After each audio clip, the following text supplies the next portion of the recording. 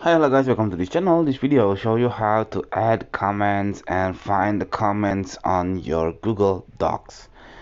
That's the most important feature from Google Docs is collaborative writing, so you can add comments to your friend and your friends can add comment to your works and vice versa and so on.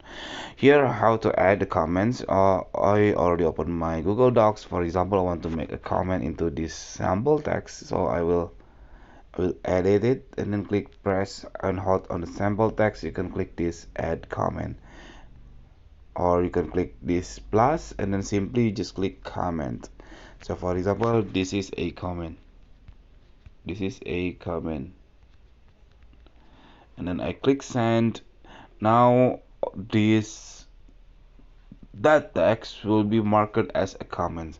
Now how to check all the comments that already uh, that this document has is you just click this button, that one, the comments section of this document.